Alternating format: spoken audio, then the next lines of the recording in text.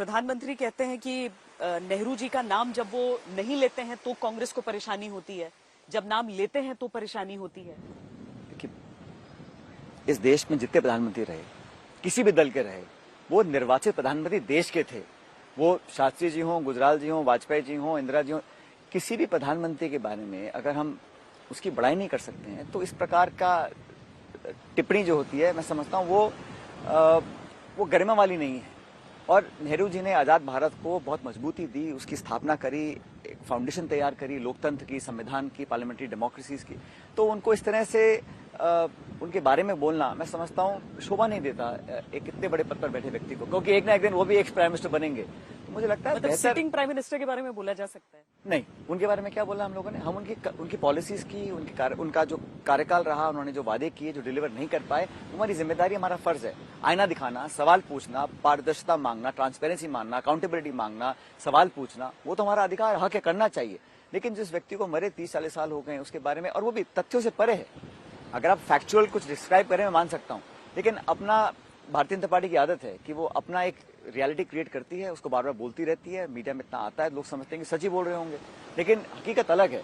और राजनीति में जो संवाद है, जो डिबेट है, वो एक इशू बेस्ड होनी चाहिए। वो ऐसी भाषा का प्रयोग हो, एक लेवल ऐसा होना चाहिए ताकि हम सब उस पर गर्वान्वित महसूस कर सकें। और मैं तो हमेशा कहता हूं कि उन शब्दों का प्रयोग करना चाहिए औरों के लिए जो आपको अपने बारे में सुनने में बुरा ना लगे। तो इसलिए डिबेट हो, इश्यूज पे हो। और जो पार्लियामेंट में सवाल कांग्रेस पार्टी ने पूछे, राहुल गांधी जी ने पूछे, उनका जवाब कहां दिया? वो तो उनको तो चुनाव दिख रहा है 5 राज्यों का। तो प्रधानमंत्री जी ने जो जवाब दिया वो बिल्कुल पॉलिटिकल जवाब था, एक इलेक्शन स्पीच की तरह था। वो बजट, जो राष्ट्रपति जी का भाषण था, उस पर जवाब नहीं था वो।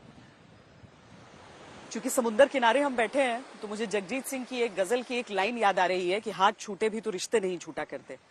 तो ये जो आपके दोस्त अगर छोड़कर जाते हैं पार्टी, उनसे आपका संपर्क टूट जाता है या बातचीत होती रहती है? व्यक्तिगत संपर्क अलग होता है, राजनीतिक काम करना, आइडियोलॉजी में विश्वास करना, अपने पॉलिटिकल ड्यूटी निभाना अलग होता है। व्यक्तिगत संबंध तो मेरे हर व्यक्ति से हो सकते हैं, हर दल में हो सकते हैं, लेकिन जहां तक आइडियोलॉजी की बात है, पार्टी की बात है, अपने बिलीफ्स की बात है, उसको नहीं छोड़ना चाहिए। और राजस्थान में सब ठीक हो चुका है?